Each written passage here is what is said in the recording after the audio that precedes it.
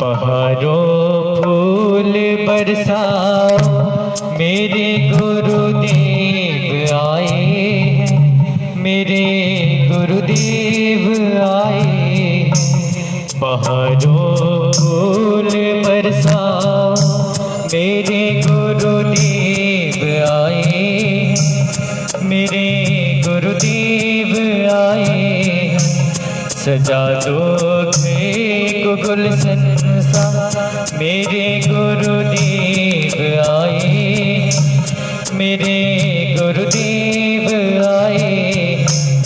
बहारों फूल बरसाओ, मेरे गुरुदेव आए, मेरे गुरुदेव आए।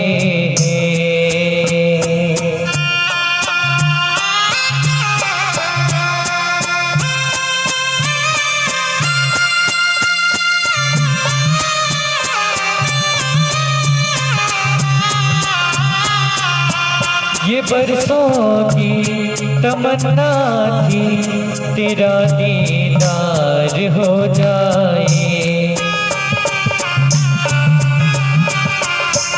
तुझे देखूं तो एक पल को सुकून इश्क को मिल जाए। मेरी सांसें न थम जाए, मेरे गुरुदेव आए, मेरे गुरुदेव आए।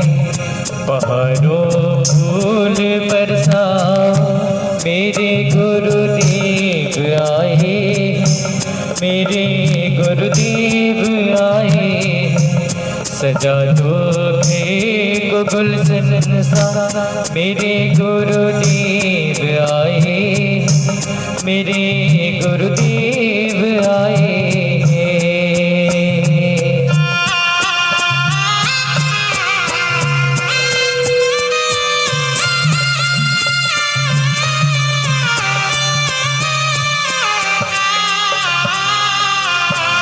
सजाया है बड़े दिल से तेरे दरबार को बाबा, तेरी गुणगान करता हूँ, तेरी महफिल में बाबा। ये धड़कन रागनी गाए, मेरे गुरुदेव आए, मेरे गुरुदेव आए। बहारों फूल बरसाओ, मेरे गुरुदेव आए, मेरे गुरुदेव आए। सजा दो को गुलशन सा, मेरे गुरुदेव आए, मेरे गुरुदेव आए हैं।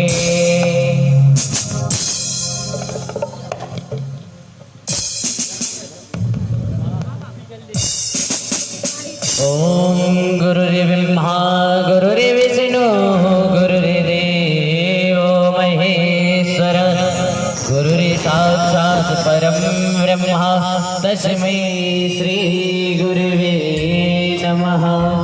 अखंड मंडलाकारं व्याप्तं येन चराचरं तत्पदं दर्शितं येन तस्मै श्री गुरुवे नमः। बोलिए सद्गुरुदेव भगवान की जय।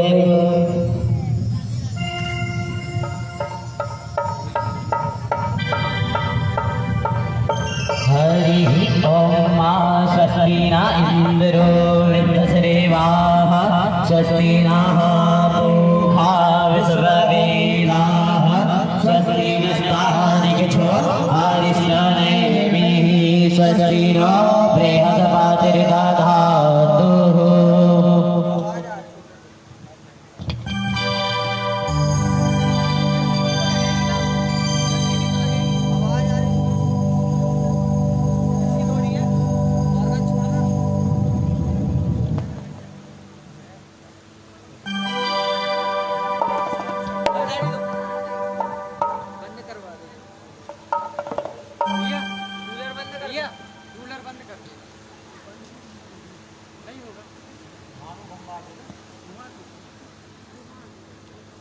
नीचे करवा दो यार, पता ऐसे ऐसे घुमा दो और ऐसे कर माइक में आवाज श्री राधे राधे बोले बांके बिहारी लाल की जय हो।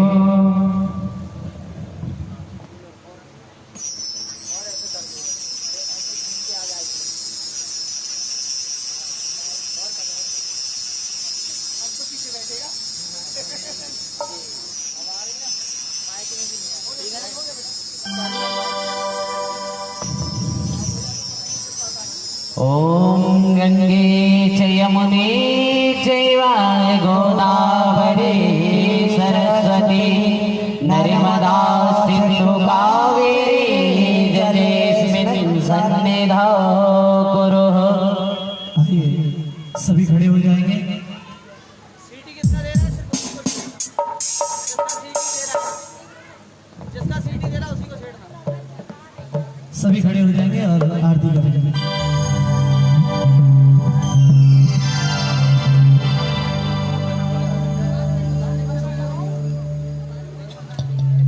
हरि ओम मा चंद्रमा मनसो जातश्चक्षुः सूर्यो अजायत श्रोत्राद् वायुश्च प्राणश्च मुखात् अग्निरजायत।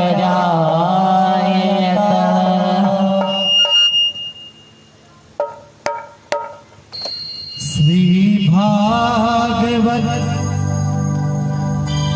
भगवान की है आरती, पापियों को पाप से है तारती।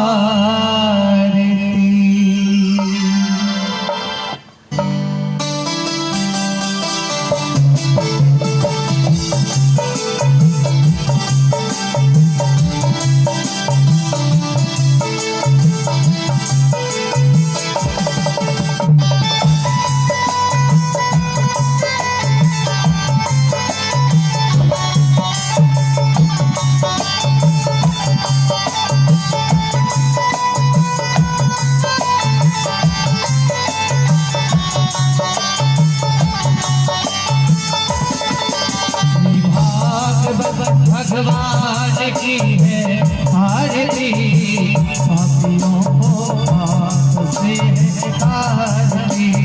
भागवत भगवान की है आरती, पापियों को पाप से है तारती। भागवत भगवान की है आरती, पापियों को पाप से तारती। भागवत भगवान की है आरती, पापियों को पाप से है तारती। पापियों को पाप से तारती, पापियों को पाप से तारती। पापियों को पाप से तारती। पापियों को पाप से तारती। भागवत भगवान की है आरती, पापियों को पाप से तारती। भागवत भगवान की है आरती, पापियों को पाप से तारती।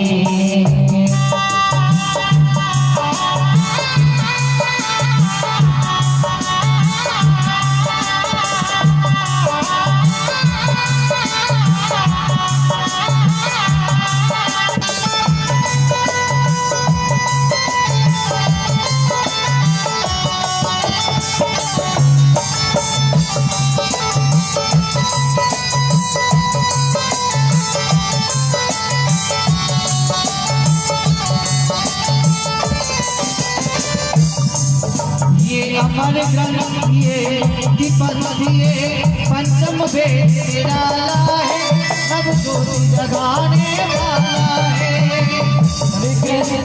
मुक्ति पंथी पंचम वेद निराला, सब ज्योति जगाने वाला है।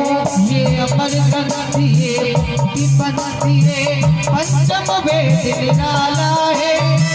नव ज्योति जगाने वाला है। ये अमर ग्रंथ ये मुक्ति पंथ ये पंचम वेद निराला, नव ज्योति जगाने वाला।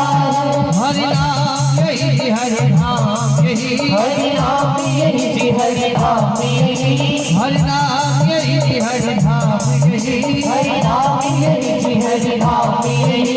जग के मंगल की आरती हो पाप से तारती। भाग्यवत भगवान की है आरती, पापियों को पाप से तारती। पापियों को पाप से तारती, पापियों को पाप से तारती, पापियों को पाप से तारती। पापियों को पाप से तारती। भागवत भगवान की है आरती, पापियों को पाप से तारती। भागवत भगवान की है आरती, पापियों को पाप से तारती।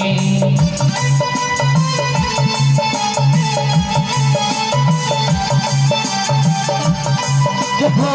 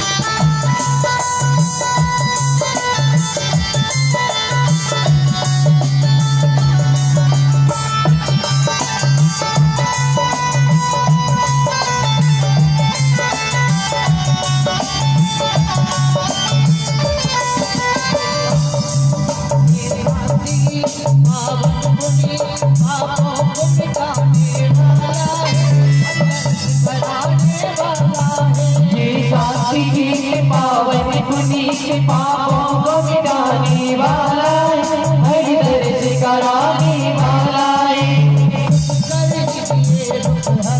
ये सुख कर दीजिए दुख हरणी, ये सुख कर दीजिए दुख हरणी।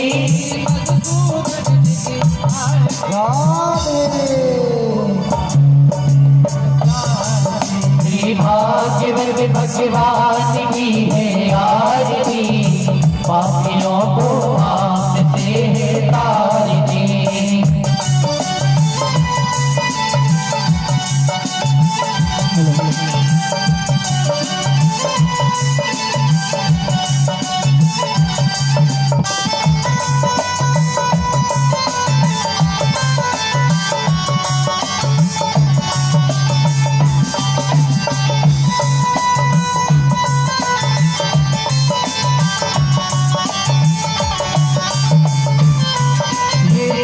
को जगपति को सतमार्ग बताने वाला है, बिगड़ी को बनाने वाला है। ये मधुर बोल जगपति बोल सतमार्ग बताने वाला, बिगड़ी को बनाने वाला है।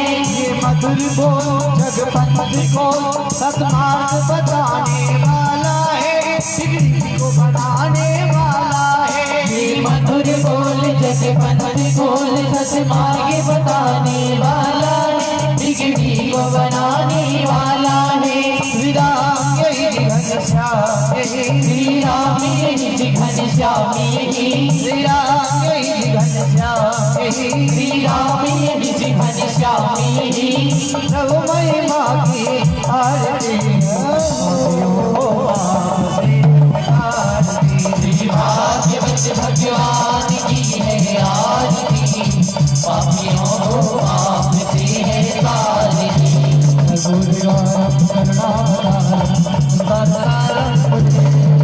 सदा वसंतम हृदयाय विक्री भवं भवानी सहितं नमामि। सारे माला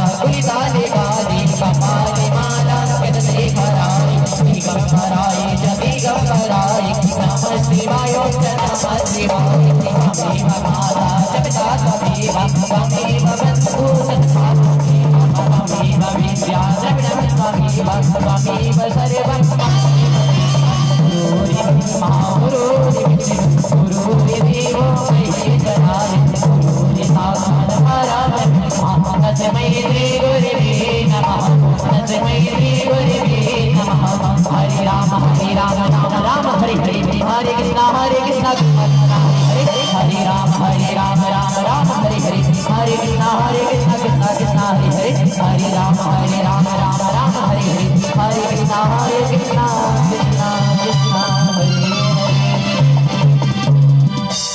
जलेन शीतले कर्णे पुष्पे देवादिवन्दनमारोग्यार्थे आत्मादिवन्दनम्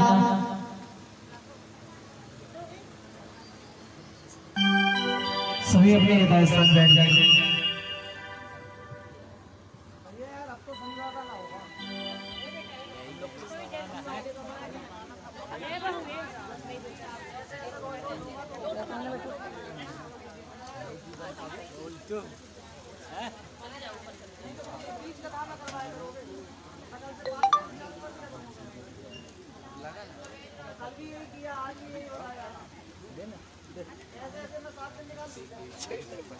बैठिए सभी बैठ।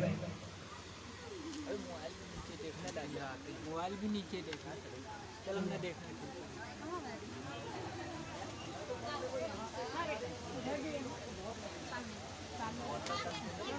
गए तुम में से एक जन कोई उठ जाओ, फटाफट रखते जाओ। क्या कि स्टैंड रखना है ना इधर, उनसे फूल लेके प्रसाद जो भी है लेके रखते जाओ। हम स्टैंड रखना है ना इधर। और ये वाला बक्सा वहाँ तुम खड़े हो जाओ। माता माता आप लोग सुनिए तो, आप लोग इस तरफ से घूम के आइए ना, स्टैंड रखना मेरे को। मामी पीछे स्टैंड रखा देखना। मामी पीछे स्टैंड रखा देखना।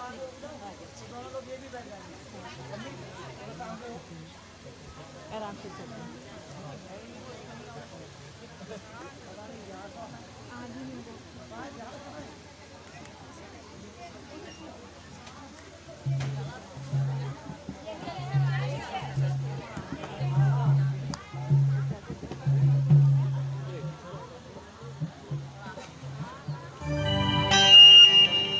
हल्के की स्लाइडर गिरा देना, हल्के की।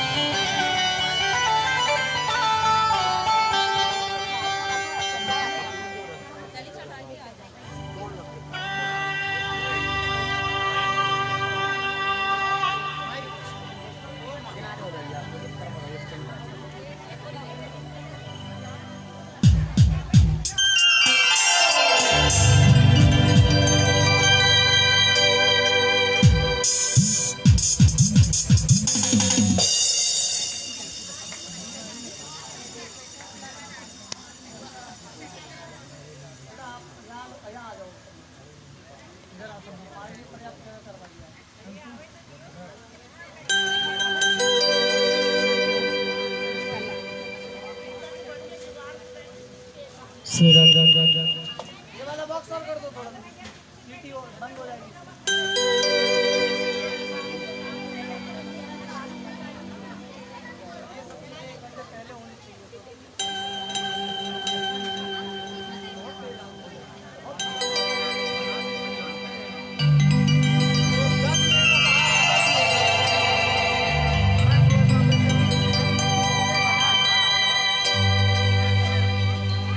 उसको भी उठा के इस तरफ कर दो।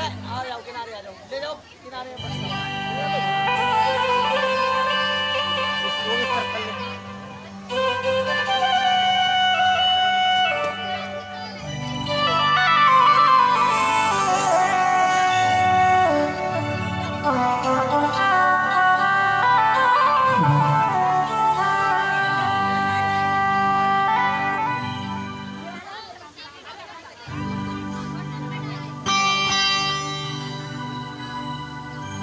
श्री राम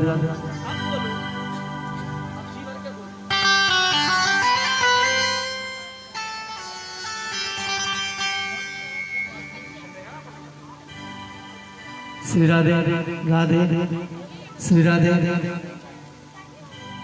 श्री राधे राधे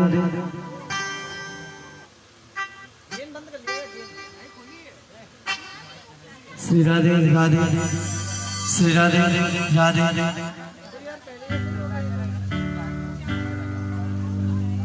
श्री राधे श्री राधे राधे श्री राधे राधे श्री राधे थोड़ा सा छेड़ने में ही बल्ले पड़ेगा। थोड़ा वॉल्यूम खोल दो, मॉनिटर खोल दो, मॉनिटर सबसे बढ़िया। बस सीधी ना।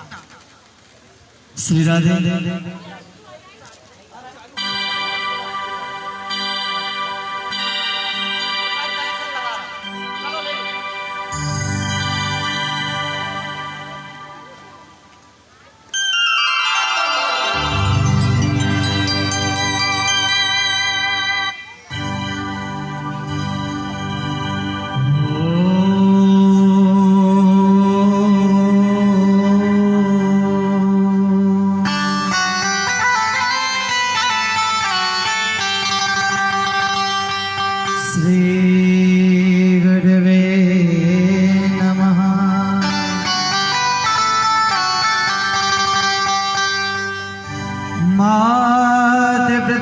कमलेभ्यो नमः स्थान देवताभ्यो नमः ग्राम देवताभ्यो नमः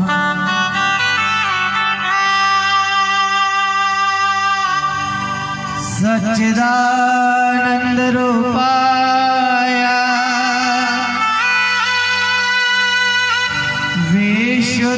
विश्वोत्पत्त्यादि हेतवे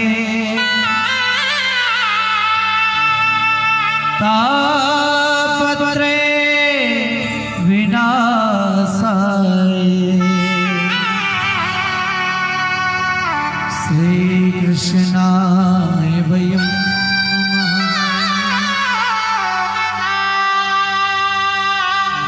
नाम संकीर्तनं यस्य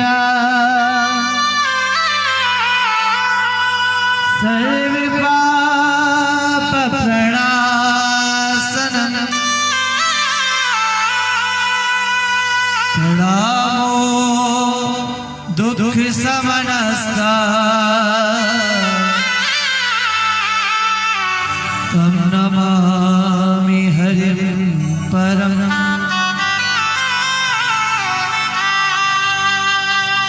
कृष्णं नारायणं वन्दे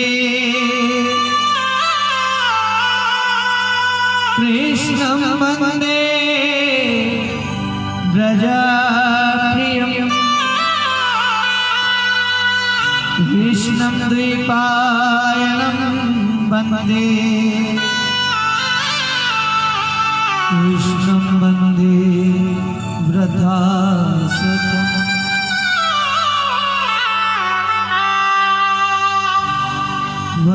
वर्णनामृतसंघानां रसानां छन्दसामपि मङ्गलानां च कर्तारो वन्दे वाणी विनायको भवानी शंकरो वन्दे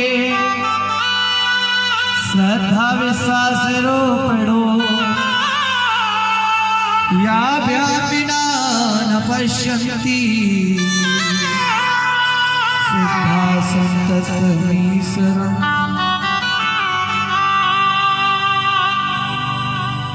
राधा मेरी स्वामिनी मेरा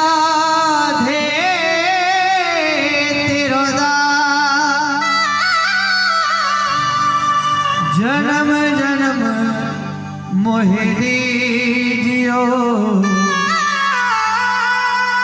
श्री वृंदावन को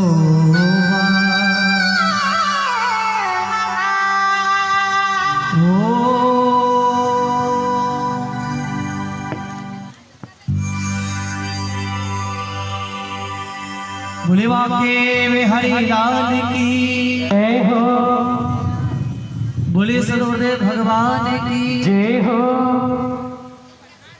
अकारण लाले भक्त वांछित कल्पतरु तड़िंदित विदित पीतांबरधारी बालकृष्ण की वांगमयी प्रतिमूर्ति श्रीमद् भागवत कथा में आए हुए सभी भक्तों का, माता बहन भाई बंधु एवं दूरांचल से पधारे हुए सभी अतिथिगणों का मैं हार्दिक अभिनंदन करता हूं एवं आप सभी के लिए हृदय में बैठे हुए परमात्मा के चरणों में प्रणाम करते हुए व्यास मंच पर आसीन हमारे परम पूजनीय महाराज श्री के चरण वंदन करते हुए आइए आज के भगवान की 2-3 दिवस की कथा में हमें प्रवेश करने से पहले सभी भक्त मिलकर के मेरे साथ ठाकुर जी का आह्वान दैनिक स्तुति सभी मिलकर के करेंगे। तत्परांत मीठी मीठी कथाओं को श्रवण करेंगे। बोले बांके बिहारी लाल की।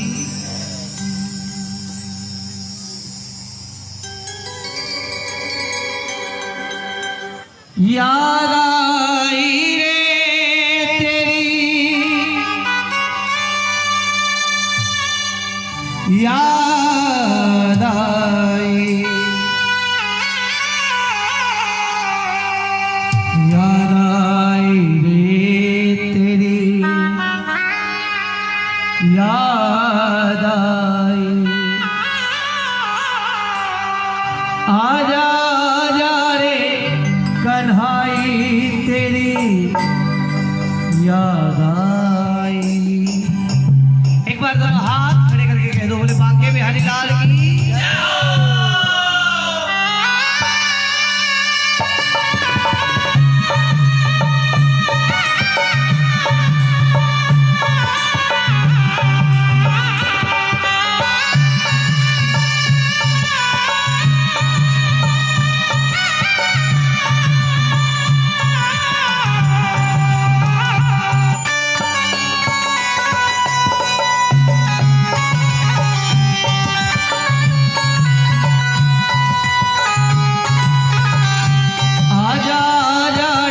कन्हाई तेरी याद आई, आजा आजा रे कन्हाई तेरी याद आई, आजा आजा रे कन्हाई तेरी याद आई, आजा आजा रे कन्हाई तेरी याद आई।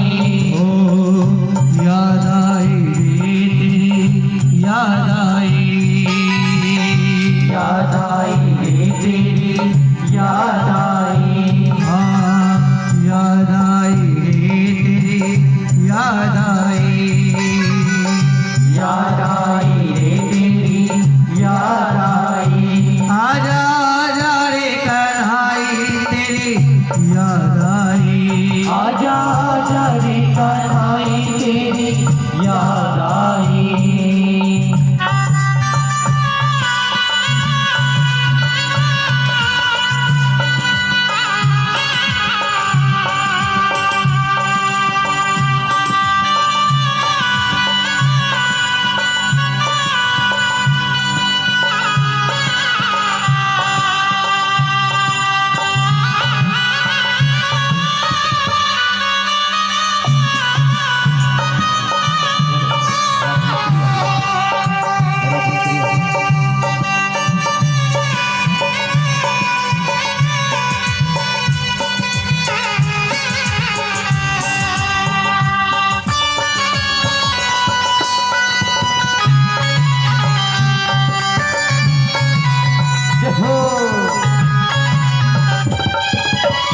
चंदन के पालना में झूला झुलाऊंगी, चंदन के पालना में झूला झुलाऊंगी, चंदन के पालना में झूला झुलाऊंगी, चंदन के पालना में झूला झुलाऊंगी। सावन के मीठे मधुर गीत गाऊंगी, सावन के मीठे मधुर गीत गाऊंगी। आजा आजा रे कन्हाई तेरी आजा आजा रे कन्हाई तेरी याद आई हो याद आई रे तेरी याद आई याद आई रे तेरी याद आई हाँ याद आई रे तेरी याद आई याद आई रे तेरी याद आई आजा आजा रे कन्हाई तेरी याद आई आजा आजा रे कन्हाई तेरी याद आई कितने दिनों के बाद है आई भक्तों रात भजन की कितने दिनों के बाद है आई भक्तों रात भजन की कितने दिनों के बाद है आई भक्तों श्याम भजन की कितने दिनों के बाद है आई भक्तों शाम भजन की आई आई आई आई भक्तों श्याम भजन की कितने दिनों के बाद है आई भक्तों शाम भजन की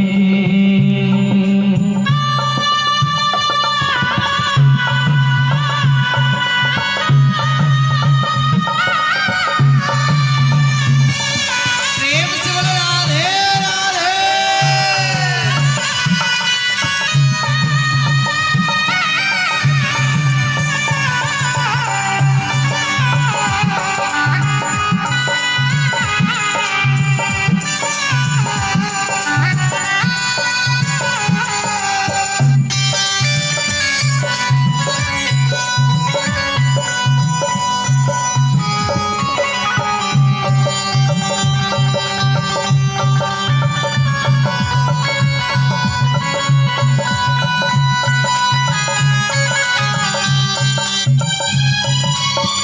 चांदी की थाली में भोजन कराऊंगी राधे की थाली में भोजन कराऊंगी अपने कनुआ को पंखा हिलाऊंगी अपने कन्हुआ को पंखा हिलाऊंगी आजा श्याम दुलारे माया सोदा के प्यारे आजा श्याम दुलारी माय सोना की प्यारी आजा आजा रे कन्हाई तेरी याद आई आजा आजा रे कन्हाई तेरी याद आई हाँ याद आई रे तेरी याद आई याद आई रे तेरी याद आई हो याद आई रे तेरी याद आई। बोली बाके बिहारी लाल की प्रेम से बोलो जोर से बोलो और जोर से हाँ। आइए कल हम और आप सभी भगवान की कथा में श्रवण कर रहे थे तुंगभद्रा तटे पूर्वम मोत मोत नमोत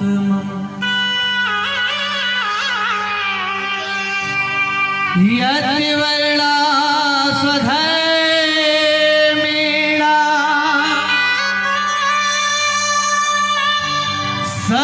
सत्यकर मन तत्परः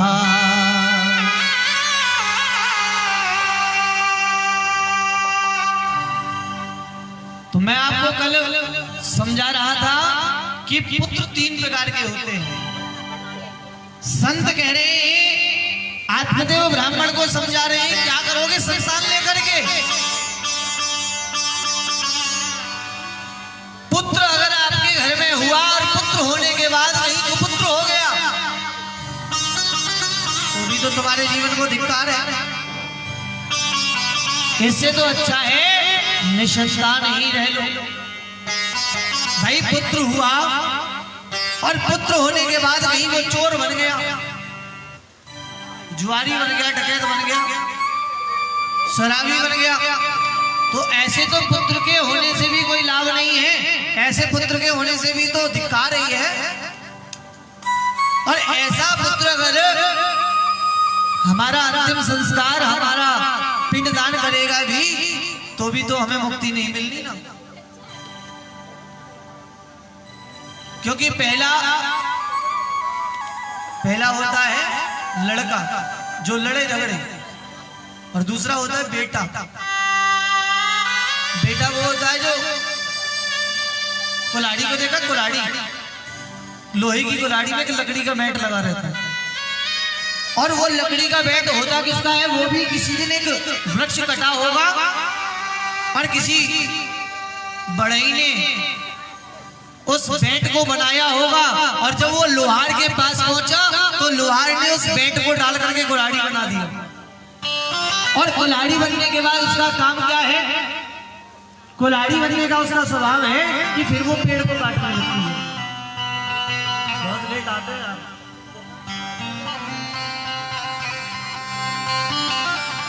जुर्माना लगेगा। प्रेम से बोलो। इस बात का तो खास ध्यान रखना, तो मैं भूलता नहीं हूं। जोर से बोलो। तो बेटा कुल्हाड़ी का काम होता है, कुल्हाड़ी बनने के बाद, बेट बनने के बाद वो फिर से पेड़ को काटने लगती है। और यही काम होता है बेटे का।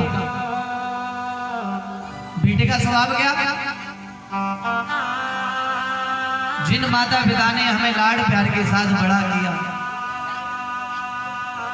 पिता मैंने कल भी बताया था ना, पिता वो होता है जो अपनी इच्छाओं को मार के भी अपने बेटे की इच्छाओं को पूरी करता है। वो पूरे जीवन अपनी साइकिल पे निकाल जाता है, लेकिन बेटे के लिए बड़ा होते ही गाड़ी ला के देता है। पिता वो होता है जो खुद फटे हुए कपड़े पहन करके काम निकाल लेता है, लेकिन बेटे के जाने के लिए नई ड्रेस ला करके दे देता है। पिता वो होता है जो टूटी चप्पल में भी अपना गुजारा निकाल लेता है। और फिर जब वही बेटा बड़ा हो जाता है और पिता कहते हैं बोले बेटे ऐसा नहीं ऐसा करना है, तो क्या कहता है? बोले नहीं अब ऐसा नहीं होगा, तुम्हारा जमाना चला गया, तुम्हारा समय चला गया। अरे वो तुम्हारे जमाने में हुआ करता था, अब ऐसा नहीं, समय बदल गया, जमाना बदल गया है, अब ऐसा होगा। और जो ये कहते यही तो बेटा है ना। मैं व्यक्तिगत कहता हूं इस बात को कि समय कभी नहीं बदलता, जमाना नहीं बदलता, बदलती है तो साहब सिर्फ हमारी सोच बदलती है, हमारे संस्कार बदल जाते हैं। हम कह कैसे दे देते हैं बोले साहब ऐसा नहीं ऐसा होगा। जिन पिता ने हमसे ज्यादा इस जमाने को देखा है, जिन पिता ने हमसे ज्यादा अनुभव किया है, फिर हम उनकी बराबरी कैसे कर सकते? लेकिन ये लक्षण सिर्फ और सिर्फ बेटे के होते हैं। पहला वो है जो लड़का है, दूसरा ये है जो बेटा है, तीसरा होता है पुत्र। पुत्र कैसा? पुत्र का वर्णन आता है महाराज मानस में। पुत्र हो तो कैसा? श्री राघवेंद्र सरकार जैसा, श्री राम जैसा। देखिए भगवान श्री राघवेंद्र सरकार का नियम स्वभाव कैसा है? मानस कहती है प्रातः काले उठे रघुनाथ, प्रातः काले उठे रघुनाथ, मात पिता गुरु नाहि माथा, प्रातःकाल उठे रघुनाथा, माता पिता गुरु ना वही माता। ये पुत्र के स्वभाव है।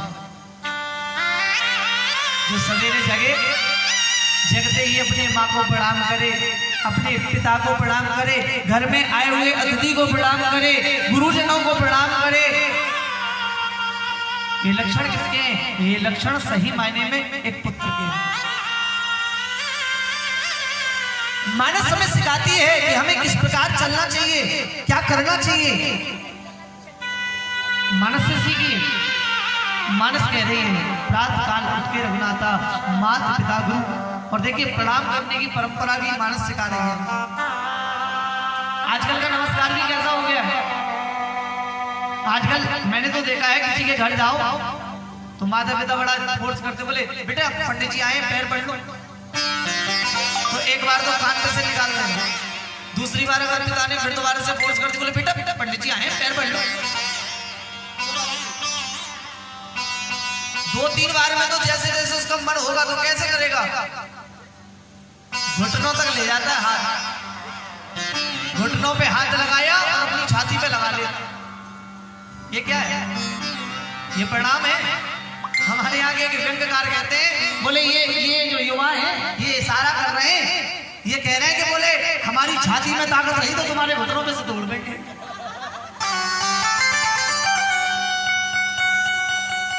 नहीं साहब, प्रणाम करने की परंपरा भी मानस सिखा रही है। प्रातः काल उठ के रघुनाथा माता पिता गुरु नावई माथा। नियम क्या होना चाहिए? हाथ से नहीं, माथे से। जब हमारा माथा हमारे गुरुजन के अंगुष्ठ में जब अंगूठे पर लगता है तब हमें आशीर्वाद मिलता है। लेकिन आजकल रहा है, आजकल तो दूर से ही हाय हेलो हो जाए, आग दे दे ऐसे हाय हेलो।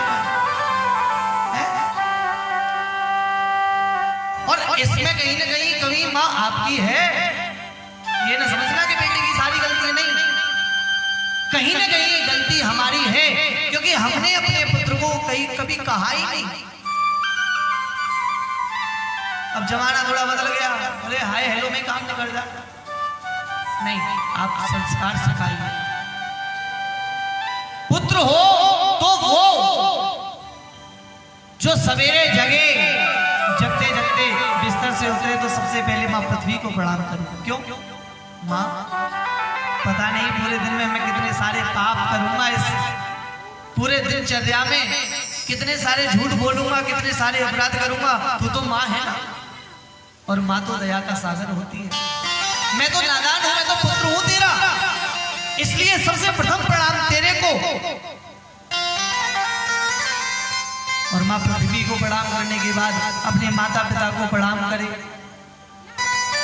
अतिथि को प्रणाम करे, गुरुजन को प्रणाम करे। यही जो वो पुत्र है। और ऐसा नहीं है, मैं ये नहीं कहता कि पुत्र नहीं है, आज भी पुत्र मिलते हैं, आज भी पुत्र देखने को मिलते हैं। लड़का बेटा अब आपने देख लिया होगा ना, जैसा मैंने बताया है, प्राय सबके घर में एक आध तो मिल ही जाए। सबके घर में ऐसे वाले होंगे, लड़के भी होंगे, बेटे भी होंगे, लेकिन पुत्र बहुत कम मिलते हैं। लेकिन कहीं ना कहीं कमी माँ हमारी है। पुत्र हो भगवान से राग मिल सकता है, पुत्र भी मिलते हैं। हमारे मयंक भैया को देखो, ये भी एक पुत्र है जिन्होंने इतनी छोटी सी उम्र में और अपने माता पिता की सेवा करने का सौभाग्य प्राप्त हुआ है। ये धन्य है। और मैं चाहता भी हूं कि जीवन में पुत्र ऐसा हो, सदैव अपने माता पिता की सेवा करे, जब तक रहे तब, और जब ना रहे तब भी सम्मान करे। ना रहने के बाद तो सब कौवे को बना देना, सराय डाल देना, क्या मतलब? जीते जी जिसने सेवा कर ली, मैंने कल भी बताया था, जीते जी आप सेवा करिए। पता नहीं साहब ये मौका फिर मिलेगा ना मिलेगा।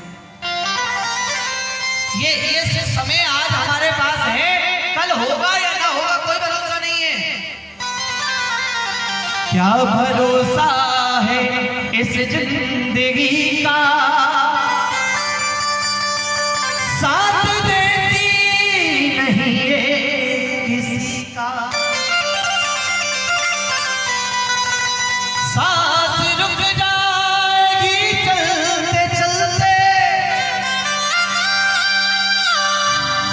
क्षमा बुझ जाएगी जलते जलते, दम निकल जाएगा रोशनी का, क्या भरोसा है इस जिंदगी का। कोई भरोसा नहीं। तो वो संत समझा रहे हैं, एक लड़का होता है, एक बेटा होता है, तीसरा पुत्र होता है। क्या करोगे पुत्र लेकर के? इससे तो अच्छा है ना संतान ही ठीक है। लेकिन आत्मदेव ब्राह्मण तो जिद करने लगे, बोले नहीं महाराज, मुझे एक पुत्र का वरदान चाहिए, और प्रभु मैं आपकी ही शरण में हूं। मैंने तो सुना है भगवान भी कहते हैं, मोरे बचन चाहे पड़ जाए फीका, मोरे बचन चाहे पड़ जाए फीका, संत बचन पत्थर की लिखा। आत्मदेव ब्राह्मण कहने लगे, बोले महाराज मैंने सुना है भगवान श्री हरि स्वयं कहते हैं, एक बार को मेरा दिया हुआ वचन झूठा पड़ सकता है, पर मेरे भक्त का दिया हुआ वचन कभी झूठा नहीं पड़ सकता। इसलिए महाराज मेरा आपसे निवेदन है कि आप ही हमें एक वरदान दें कि मेरे घर एक पुत्र हो। जब संत ने देखा भाव, पहले तो कहा, बोले आत्मदेव तुम्हारा तो योग कहता है कि तुम्हारे एक जन्म की तो छोड़ो, तुम्हारे तो 7-7 जन्म का कोई पुत्र नहीं है, लेकिन ऐसे योग को भी बदल सकता है। तो वो संत का वाक्य है, संत का वचन है, संत का आशीर्वाद है।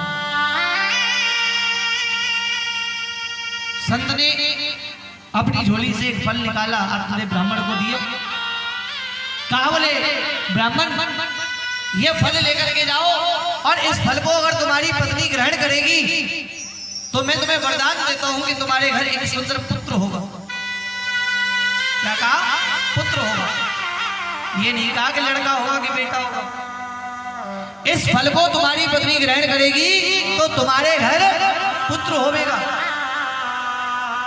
महाराज आत्मदेव ब्राह्मण बड़े प्रसन्न हैं, घर आए और घर आकर के अपनी पत्नी, उनका नाम पता क्या है? आत्मदेव ब्राह्मण की पत्नी का नाम है धुंधली। धुंधली किसे कहते हैं? धुंधली कहते हैं धुम धुम करोती थी धुंधली, और धुम धुम का मतलब होता है लड़ाई झगड़ा करना। धुंधली कौन है? धुंधली वो है जो लड़ाई झगड़ा करे और जो लड़ाई झगड़ा कराए, उसे कहते धुंधली। अब देख लेना अपनी कॉलोनी में कौन है, और हो तो बच के रहेगा। प्रेम से बोलो। देखो कोई धुंधली मिल जाए ना तो किनारे काट लेना उससे। जोर से बोलो। महाराज धुंधली को जाकर के फल दिया और कहा,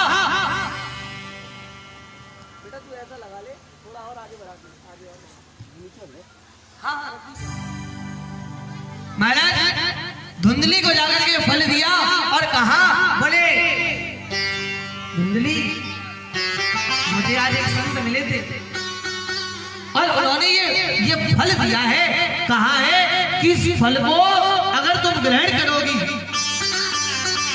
तो हमारे घर एक सुंदर पुत्र होगा। और धुंधली कैसी? धुंधली तो मैंने बताई दिया ना, जब तक पति परमेश्वर घर में रहते तो बड़ी बनावटी सेवा, बहुत बड़ा प्रेम, स्वामी ये करूं स्वामी वो करूं, और जैसे ही स्वामी जी घर से बाहर निकले तो कब वो जाके घर बैठ, कब वो आके घर बैठ, जाकी चुगली वहां से करे, बाकी चुगली वहां से, यही काम।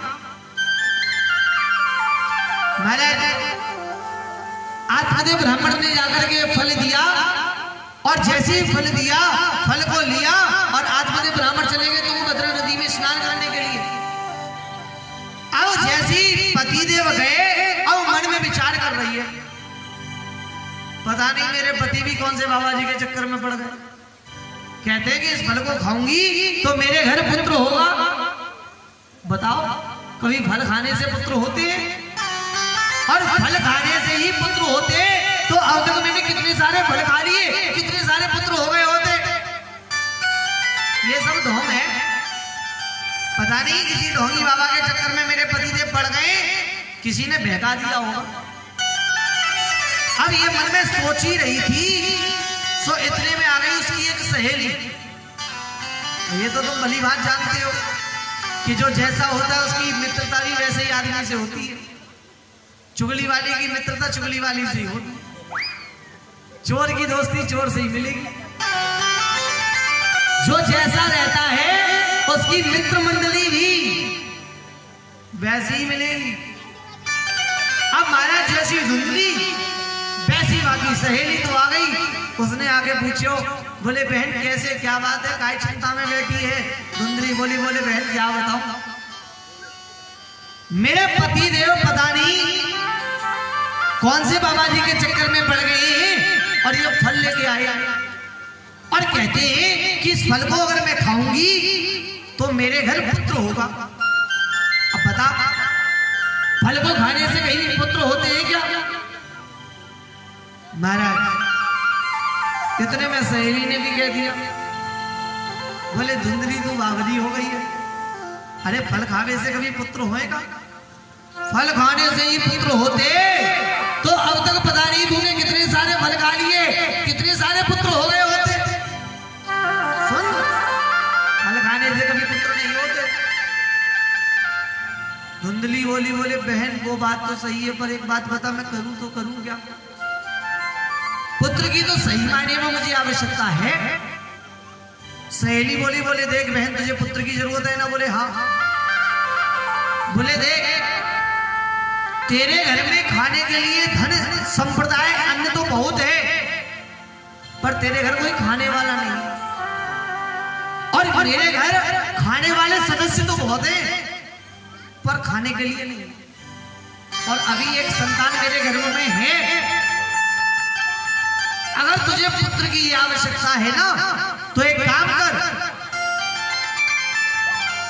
मेरी ये जो संतान जब जन्म लेकर के आएगी तो मैं संतान को दे दूंगी तुझे, और तू बदले में कुछ धन मुझे दे देना, जैसे तेरा भी काम चल जाएगा और मेरा भी काम हो जाएगा। धुंधली बोली, बोली बहन बात तो बिल्कुल सही बताई, पर एक बात बता, मुझे संतान तो मिल जाएगी पर इस फल का क्या करूं? सहेली बोली, बोले करना क्या है? तेरे घर में बाज गाय है ना, एक काम कर, इस फल को तू उस गाय को खिला दे। गाय को खिला देगी तो इस फल की भी परीक्षा हो जाएगी और तुझे कष्ट भी सहन नहीं करना पड़ेगा। ऐसा ही हुआ महाराज, फल को तो खिला दिया गाय को, और धुंधली ने बोल दिया अपने पति परमेश्वर से झूठ। बोले स्वामी, मैंने फल ग्रहण कर लिया है जिसके कारण मेरा गर्व बढ़ रहा है, और मैंने सुना है कि जब एक स्त्री का गर्व बढ़े तो उस समय बस और बस उसको भगवान का भजन करना चाहिए। स्वामी जी, अगर आपकी आज्ञा हो तो मैं कुछ समय के लिए एकांत में रहकर के भगवान का भजन कर लूं। आत्मदेव ब्राह्मण विचार करने लगे, बोले धुंधली जैसी स्त्री और भगवान का भजन करना चाहती है, इससे अच्छी बात क्या हो सकती है? बोले ठीक है। धुंधली झूठ बोल करके एकांत स्थान पर चली गई, और जब उसकी बहन के यहाँ संतान हुई, पुत्र हुआ, तो वो पुत्र सहेली ने ला करके दे दिया धुंधली को, और धुंधली ने कुछ धन दे दिया अपनी सहेली को, और अपने पति के पास भेज दी खबर, स्वामी जी मैंने एक पुत्र को जन्म दिया, आज महाराज आत्मदेव ब्राह्मण तो बड़े प्रसन्न हैं, इतने प्रसन्न हैं कि दान बांटना प्रारंभ कर दिया। महाराज दान बांट रहे हैं, इतने में किसी एक भक्त ने और आकर के सूचना दी, ब्राह्मण की जय हो, ब्राह्मण की जय हो। ब्राह्मण, तुम्हारे घर एक पुत्र नहीं, तुम्हारे घर तो आश्चर्य ही हो गया है कि तुम्हारे घर जो 5 गाय थी उसने भी एक बालक को जन्म दिया, जिसका पूरा का पूरा शरीर मनुष्य के जैसा है, बस और बस जिसके कान गाय के जैसे हैं। महाराज बड़े प्रसन्न हुए हैं। आज आत्मदेव ब्राह्मण भगवान को बार बार धन्यवाद दे रहे हैं, प्रभु तेरी असीम कृपा है। तू जब अपने भक्तों के ऊपर कृपा करता है तो अटूट करता है। और साहब ये बात सच भी है कि जब मेरा कन्हैया कृपा करता है तो इतनी करता है, जब वो देता है तो इतना देता है कि हम समेट भी नहीं पाते।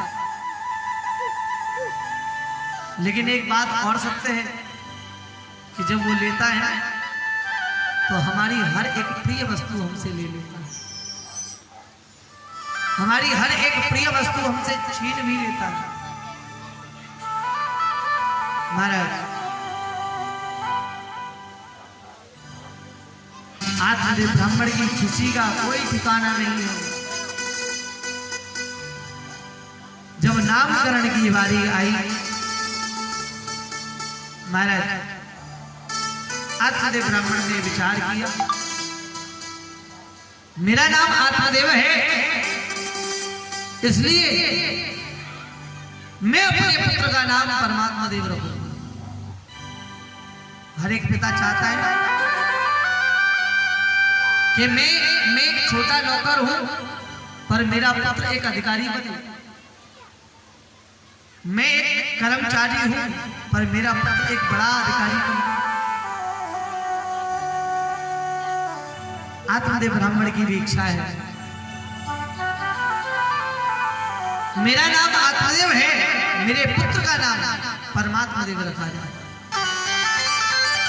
पर महाराज इतने में आ गई धुंधली। धुंधली बोली, बोले स्वामी इसका नाम तुम्हारे नाम पर नहीं। अरे मैंने 9 माह तक कष्ट सहे हैं, मैंने 9 माह तक पीड़ा सही है, अपने गर्भ में इस बालक को रखा है, इसलिए इसका नाम तुम्हारे नाम पर नहीं, इसका नाम तो मेरे नाम पर रखा गया। और महाराज धुंधली ने उसका नाम धुंधली और अपने पुत्र का नाम रख दिया धुंधकारी। पर जो गाय का बालक है, जो गाय का बालक है, उस बालक का नाम विद्वान ब्राह्मणों ने रखा है। महाराज विद्वान ब्राह्मणों ने जब नाम रखा तो उसका नाम गोकर्ण। कान गाय के समान है, पूरा का पूरा शरीर मनुष्य के जैसा है। और बाबा सूत जी कहते हैं, गोकर्ण पंडितो ज्ञानी धुंधकारी महाखलः। गोकर्ण जी महाराज बहुत बड़े ज्ञानी हुए हैं, ब्राह्मण हुए, विद्वान हुए हैं। गोकर्ण पंडितो ज्ञानी धुंधकारी महाखलः। धुंधकारी चोर बना, शराबी बन गया, बाल अवस्था से ही उसका नियम है। कहीं पर भी साधु संतों को देखता है, उनके झोली का मंडल उठा ले जाता है, चुरा ले जाता है। कहीं पर भी किसी को भगवान का पूजन वंदन करते हुए देख ले,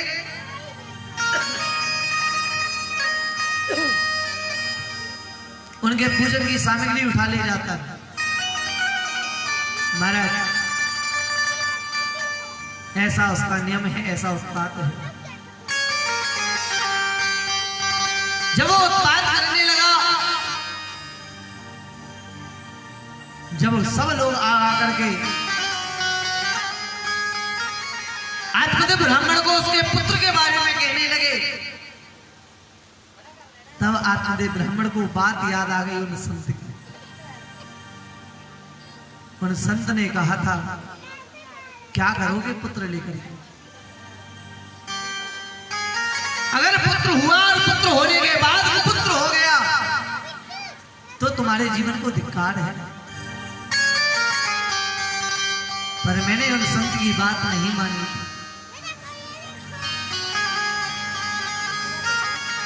आज उन्हें पश्चाताप होता है, मैंने संत की बात मान ली होती तो मेरे घर धुंधकारी जैसा को पुत्र जन्म लेकर के नहीं आता। महाराज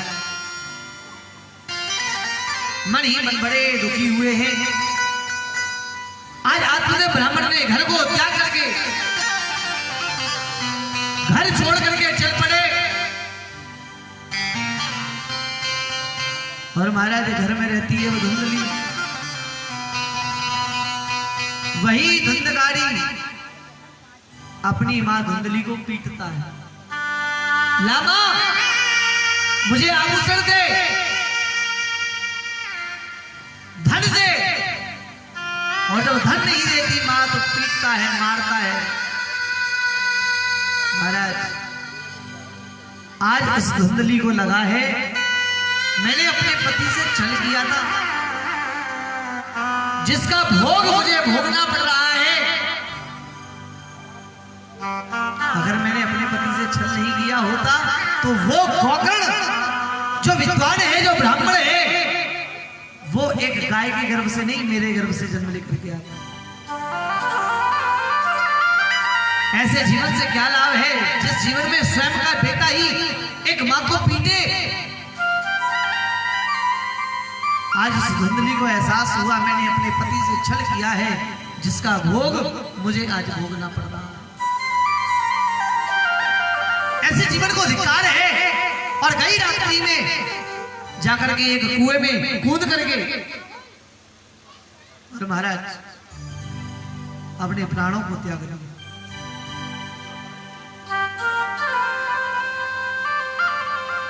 आत्मदेव ब्राह्मण ने भी घर को त्याग दिया, धुंधली ने भी अपने प्राण त्याग दिए। अब सिर्फ बचे हैं तो एक गोकर्ण महाराज। गोकर्ण महाराज ने देखा कि मेरा ही स्वयं का भाई है और मुझे भगवान का भजन नहीं करने देता, घर को त्याग करके जंगल में जाकर के भजन करने लगे। पर महाराज इधर वो जो धुंधकारी है, पाप अत्याचार बढ़ने लगा।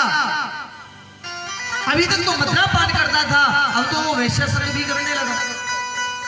रोज मदिरा पान करे और जाकर के वैश्य संग करे, चोरी कर करके ला करके धन वैश्याओं को दे दे। एक दिन वैश्याओं ने मन में विचार किया, बोले अरे बहन एक बात बता, ये किसी दिन धुंधकारी चोरी करते हुए पकड़ा गया और राजा ने इसको पकड़ा, और राजा ने अगर इससे पूछा कि तुम ये धन ले जाकर के कहां देते हो, और इसने कहीं कह दिया कि मैं वैश्याओं को ये धन देता हूं, तो ये तो पकड़ा ही जाएगा, लेकिन पकड़ी हम भी जाएंगे। क्योंकि चोरी करने के साथ साथ दंड का अधिकारी वह भी होता है जो चोरी के माल को रखता है। बोले इसको तो दंड मिलेगा ही, पर एक राजा दंड हमें भी देगा। बोले बहन क्या किया जाए? बोले काम करो, इससे मुक्त हो लेते हैं। कैसे?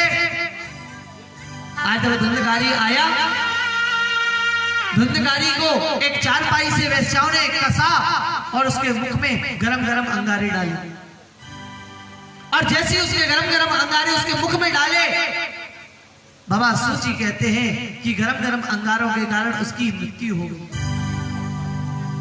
और जब उसकी मृत्यु हुई, ये मृत्यु अकाल मृत्यु कहलाती है। और कहते हैं कि जब किसी की अकाल मृत्यु होती है ना, तो उसको प्रेत योनि में जाना पड़ता है। धुंधकारी प्रेत योनि में गया, प्रेत योनि में जाकर के भटकने लगा। इधर हरिद्वार के वन में श्री गोकर्ण जी महाराज भगवान का भजन कर रहे थे और महाराज प्रेत बनकर के जब धुंधकारी श्री गोकर्ण जी महाराज के समक्ष गया, प्रेत तो प्रेत होता है, कभी कुत्ते के रूप में, कभी गाय के रूप में, कभी भैंस के रूप में, कभी हिरण के रूप में, जब अनेक प्रकार के रूपों में धुंधकारी आने लगा और गोकर्ण जी महाराज का जब भजन में मन नहीं लगा तो गोकर्ण जी महाराज ने पूछा, भैया कौन हो, बताओ तुम्हारा नाम क्या है?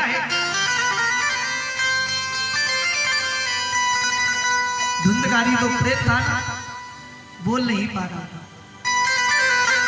गोकर्ण जी महाराज समझ गए ये कोई प्रेत आत्मा है, हाथ में जल लिया, मंत्र से मंत्रित किया और जैसे ही गोकर्ण जी महाराज ने उस प्रेत आत्मा के ऊपर छोड़ा, झट से वो प्रेत बोलने लगा, अहम भ्राता तो दसमी धुंधकारी जना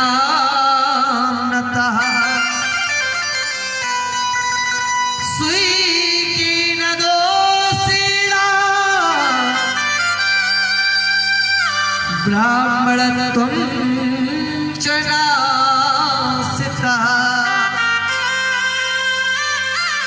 अहम भ्राता तो दस्मी, वो प्रेत कहने लगा, अरे भैया हे गोकर्ण महाराज, मैं आपका भाई, आप भ्राता तो दस्मी धुंधकारी चनामनतः, मैं आपका भाई धुंधकारी हूं। स्वीकेन दोषेणा, मैंने अपने स्वयं के दोषों के कारण, मैंने अपने स्वयं के पापों के कारण ब्राह्मणत्व से नाशितम, ब्राह्मण होकर के भी मैंने अपने ब्राह्मणत्व को नष्ट कर लिया था। मैंने अपने जीवन में बहुत पाप किए, अत्याचार किए, मैंने बहुत बड़े बड़े अपराध किए हैं। हे भैया गोकर्ण, मेरी विनती है कि आप मेरे कल्याण के लिए कोई उपाय करें। जब गोकर्ण जी महाराज को पता चला कि ये मेरा भाई धुंधकारी है, गोकर्ण जी महाराज ने कहा, हे धुंधकारी तुम निश्चिंत रहो, मैं तुम्हारी मुक्ति का कोई ना कोई उपाय शीघ्र करूं।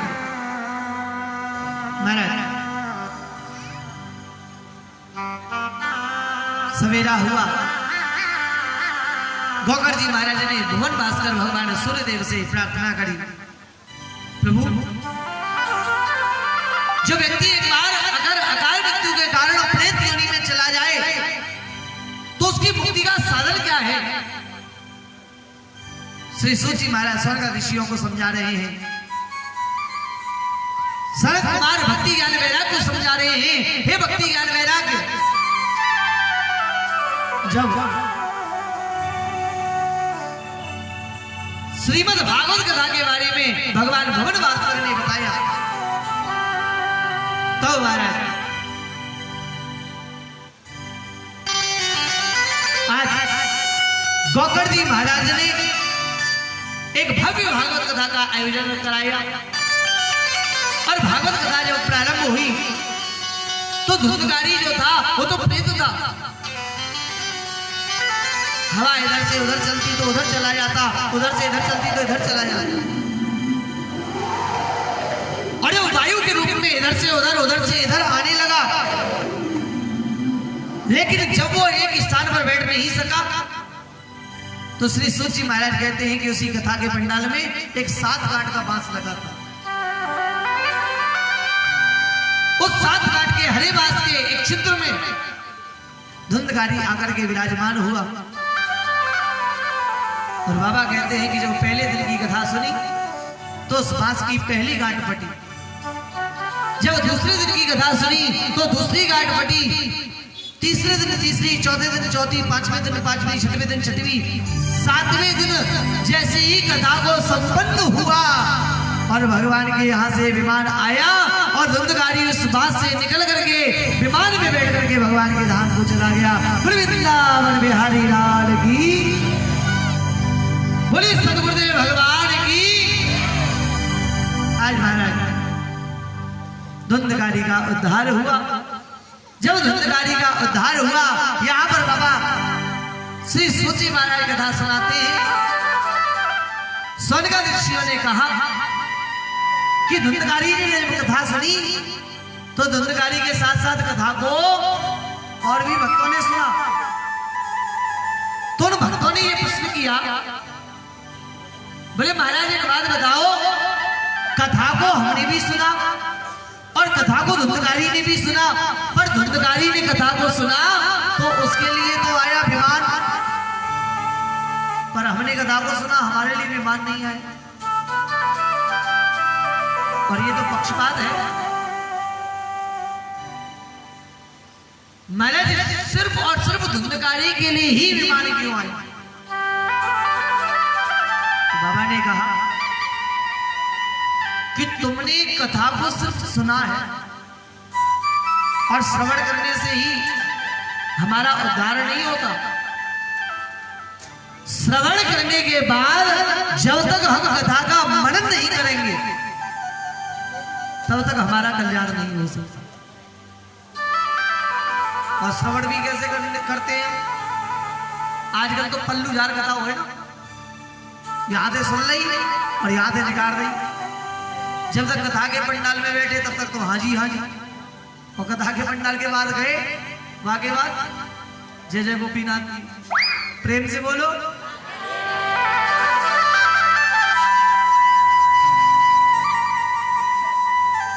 अच्छा एक बात बताओ, सही में अगर विमान आने लग जाए तो कितने लोग कथा सुनेंगे?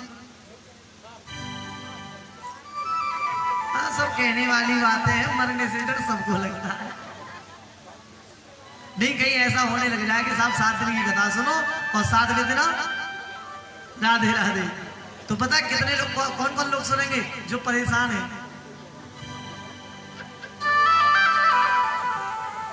बोले दे दे यार, अब तो ठीक है, ऊपर ही जाओ। ऐसे ही तो लोग कथा ना सुने। आजकल समय ऐसा आ गया है कि किसी से कह दो, बोले भैया कथा सुन ले, बोले माने अभी नहीं, अगली साल सुनते। समय ही नहीं, कथा सुन लो, बोले नहीं, और इतने पे नहीं सुनते, फिर कहीं विमान आने लग जाए, ये पता चल जाए कि 7 दिन कथा सुनाएंगे, 7 दिन मर जाएंगे, 7वें दिन फिर तो किसी से कहोगे ना, बोले कथा सुन ले, तो बोले महाराज बस है, अभी तो ध्यान है भाई। देखो, कथा को सुनने का मतलब ये नहीं है कि हमने सिर्फ कथा को सुना। कथा सुनने का मतलब है कथा को श्रवण करने के बाद हम उसका मनन करें। और विमान का मतलब क्या है? विमान का मतलब ये थोड़ी है कि सब मर गए, वो मुक्ति नहीं है।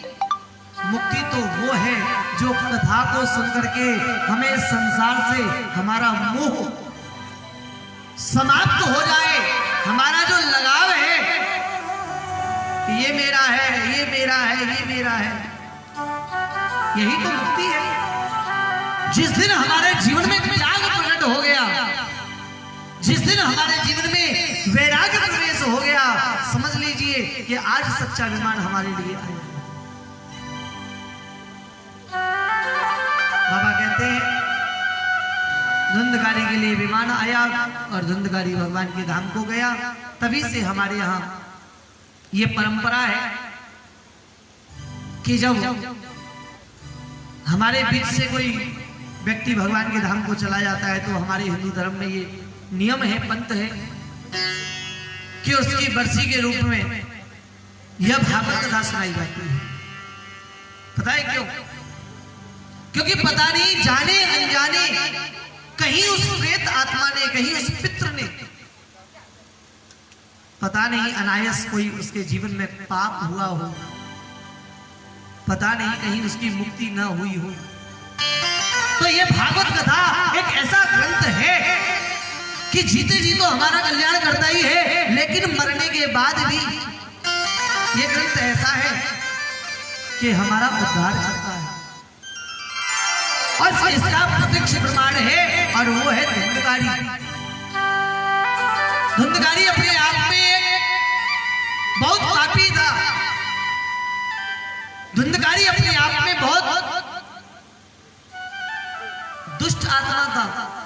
जिसने अपने जीवन में सिर्फ दुष्कर्म किए, लेकिन फिर भी उसने भी इस भागवत कथा को सुना तो उसका भी कल्याण। इसलिए मैं तो कहता हूं, इस दुनिया से जाने के बाद तो हमारे परिवार के लोग हमें कथा सुनाते ही हैं, लेकिन रस तो वह है जो हम जीते जी सुन है। पता नहीं मरने के बाद हमें मिलेगा कि न मिलेगा आना, कोई भरोसा नहीं है। शायद हमारे वो पुण्य होंगे या नहीं होंगे, भाग्योदय भोजन में समर्चित है ना।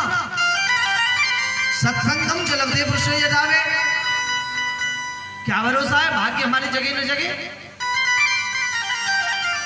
इसलिए जिस प्रकार भक्ति ज्ञान वैराग्य ने जीते जी कथा को सुना है, इसलिए उसी प्रकार जीवन में हमें भी एक बार मुख्य यजमान बन करके जीवन में एक बार कथा को जरूर सुनना चाहिए।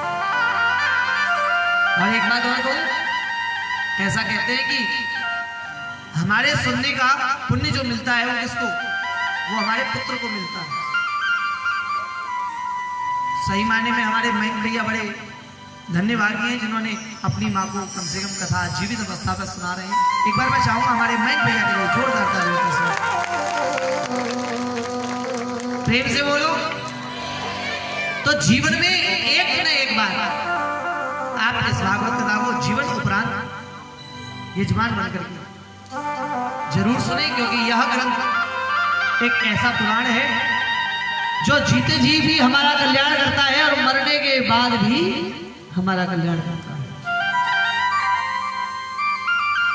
आइए आगे की कथा को सुने, उससे पहले 2 मिनट कीर्तन करें, तत्परांत आगे कथा को श्रवण करेंगे। बोले बांके बिहारी लाल की, प्रेम से बोलो।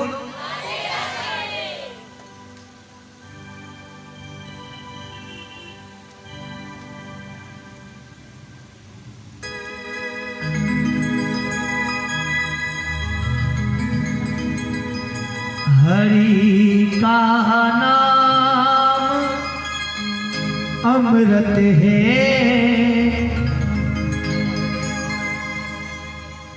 हमें पीना नहीं आता।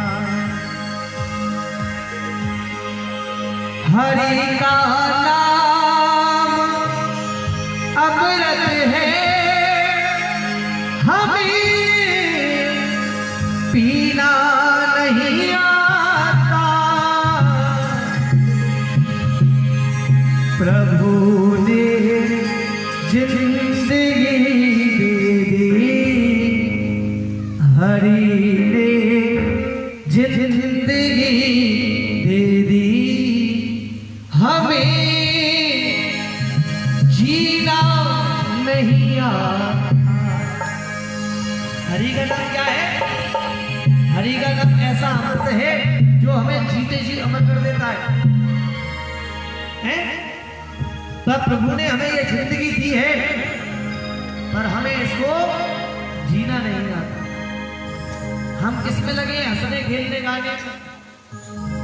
इसीलिए किसी ने कहा है, हरि ने जिंदगी दे दी, हमें जीना नहीं आता। एक बार दोनों हाथ खड़े करके कह दो, बोले राधा रानी की।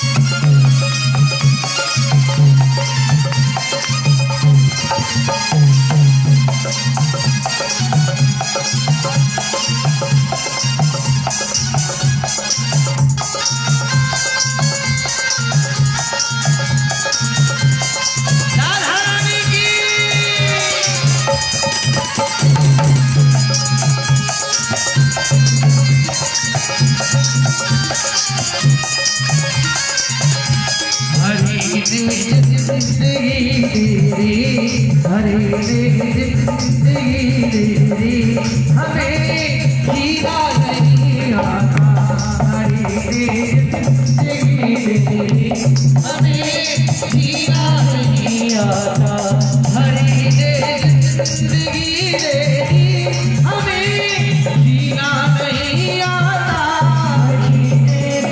जिंदगी तेरी हमें जीना नहीं आता, प्रभु ने जिंदगी तेरी हमें जीना नहीं आता, प्रभु ने जिंदगी तेरी हमें जीना नहीं आता, हरे का नाम अमृत है, प्रभु का नाम अमृत है, हमें पीना नहीं आता, हरे का नाम अमृत है, हमें पीना नहीं आता।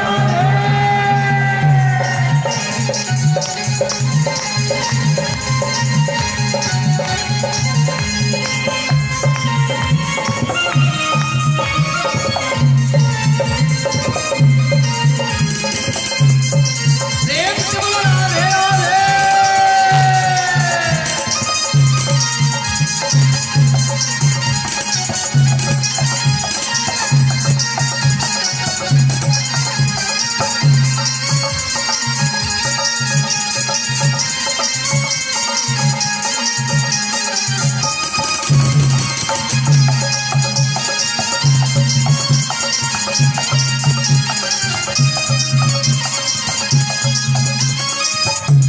किसी के बस बिचारे को कि जब हम कर देते हैं, किसी के बस बिचारे को जब हम कष्ट देते हैं, किसी के बस बिचारे को कि जब हम कर देते हैं, किसी के बस बिचारे को जब हम कष्ट देते हैं, मुझी पे कष्ट आता है, मुझी पे कष्ट आता है, पिया को दोष देते हैं, हरि का नाम लेते हैं, हमें पीना नहीं आता, हरि का नाम अमृत है, हमें पीना नहीं आता, हरि का नाम अमृत है, हमें पीना नहीं आता,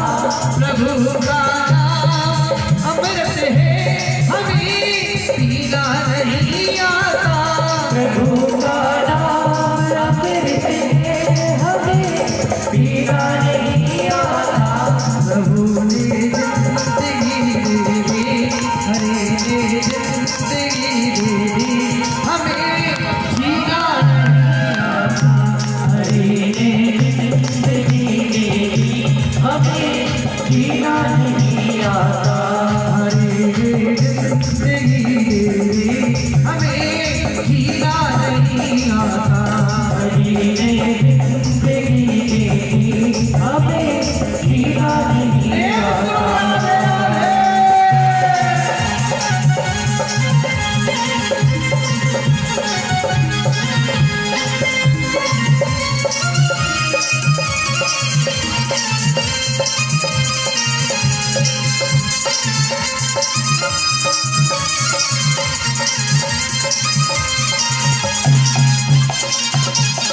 राधा रानी की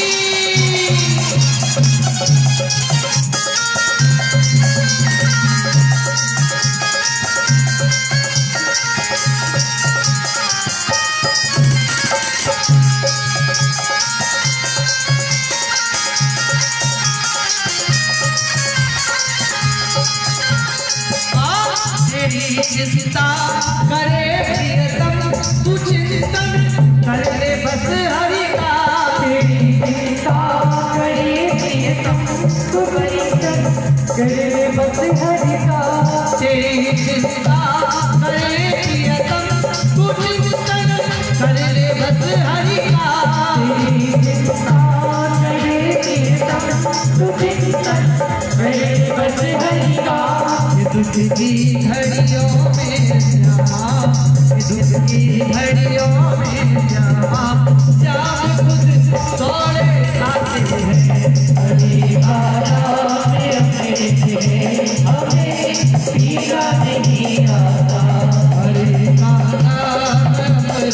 से हमें पीना नहीं आता। हरि का नाम अमृत है हमें पीना नहीं आता। हरि का नाम अमृत है हमें पीना नहीं आता। हरि का नाम अमृत है हमें पीना नहीं आता। हरि का नाम अमृत है हमें पीना नहीं आता। हरि का नाम अमृत है हमें पीना नहीं आता।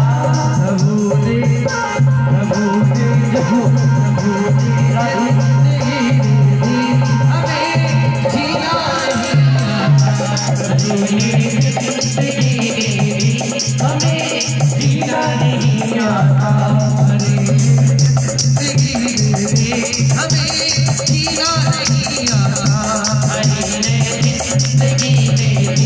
हमें जीना नहीं आता। जिंदगी दे हमें जीना नहीं आता। बोले राधा रानी की जय। प्रेम से बोलो, जोर से बोलो। बाबा श्री सूची महाराज वर्णन कर रहे हैं या भागवत कथा कहां से प्रारंभ हुई। भागवत कथा क्या है? श्री सूची महाराज वर्णन करा रहे हैं। निगम कल्पतरो गलितम सुख मुखा द्रव संयुतम पीबत भागवतम रसमालयम मोहरहु रसिका भुवभावुकः।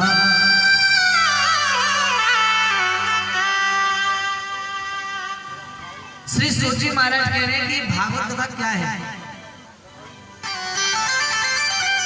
तो बताया निगम कल्पतरो ललितम सुखमुखाद संयुतम।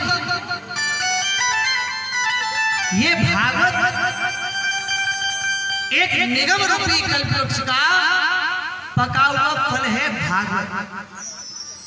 जैसे कल्पवृक्ष के नीचे बैठ करके हम भगवान का भजन करें और मन में जो इच्छा लेकर के आए वह इच्छा हमारी पूर्ण हो जाती है। ठीक उसी प्रकार की भागवत कथा है। अगर हम संकल्प लेकर के इस भागवत कथा को श्रवण करें तो जो हमारे मन में इच्छा होती है वह हमारी इच्छा परिपूर्ण हो जाती है। निगम कल्पतरो गलितम सुखम मुखाद रस संयुतम पिबत भागवतम रसमालयम। भागवत क्या है? बोले भागवत है उस निगम रूपी कल्पवृक्ष का पका हुआ फल। और ये फल कैसा है? ये फल ऐसा है कि ना तो इसमें कोई गुठली है और ना ही इसमें छिलका है। और इस फल का काम क्या है? इसको पान कैसे करते हैं? इसको खाया चबाया नहीं जाता, इसको तो पिया जाता है। निगम कल्पतरो गलितम सुख मुखाद संयुतम पिबत भागवतम। इस भागवत रूपी फल का क्या करना है? बोले इसको पीना है। कैसे? पिबत भागवतम रसमालयम मोहरहु रसिका भुवभावुकः। पीना भी कैसे है? बोले मुख के द्वारा नहीं पीना। जल पीना हो तो कैसे पिएंगे? मुंह से। लेकिन इस भागवत रूपी फल का पान कहां से करना है? बोले मुख के द्वारा नहीं, इसका पान हमें कानों के द्वारा करना। लेकिन कुछ लोग होते ना, कुछ लोग होते कहते बोले महाराज अब तो पी लिए, अब कब तक पिए? अभी तो वहां मायके में हुआ, उससे पहले हमारे भाई के यहाँ हुआ, फिर बहन के यहाँ हुआ है? आखिरकार इस भागवत रूपी फल का पान करे तो करे कब तक? और जो लोग ये कहते हैं ना कि इस भागवत रूपी फल का पान कब तक करें, उनके लिए मानस बहुत सुंदर कहती है। जो ये कहते थे ना कब तक पिए कब तक पिए, तो उनके लिए कहती है रामचरित जय सुनते अघाई रस विशेष जाना तिनना, रामचरित जय सुनते अघाई। जो कथा को सुन करके ये कह दे बोले महाराज अभी तो वहां सुनी थी, फिर वहां सुनी, पिछले महीने वहां में हुई पीछे वाली कॉलोनी में, कब तक सुने? तो जिनके मन में ये आ गया कि कब तक सुने, उनके लिए मानस कहती है रस विशेष जाना तिन नहीं। जिन्होंने इस अमृत को पी करके, जिन्होंने इस भागवत को सुन करके ये कह दिया बोले साहब बहुत सुन ली, अब नहीं सुनना, उनके लिए कहा गया है बोले रस विशेष जाना तिन नहीं। सही मायने में तो कहा जाए तो आज तक इस कथा के रस को तो उन्होंने जाना नहीं आनंद आया। ये सागर ऐसा है कि जितनी हम डुबकी लगाएं, जितना गहरे में जाएंगे उतना ही हमें रस मिलेगा, उतना ही रस मिलेगा। और जो लोग ये कह भी देते हैं ना बोले महाराज पिछले महीने सुन ली थी अब हो गया अब नहीं सुने, उनके लिए एक बात मैं जरूर कहूंगा कि कथा को सुन करके तो तुमने कह दिया बोले हमने सुन ली और नहीं सुन ली, पर क्या तुमने भोजन करते करते कभी अगाए है? भोजन करते करते तो 40 साल 30 साल 20 साल 15 साल कट गए, कभी कहिए बोले साहब 20 साल हो गए अब नहीं करेंगे, बहुत खाली रोटी है। भोजन तो कितनी बार होता है? 2 बार 3 बार है जाए कहीं कहीं को तो, और एक आध तो ऐसा भी है कि एक आध बार और एक्स्ट्रा मार दे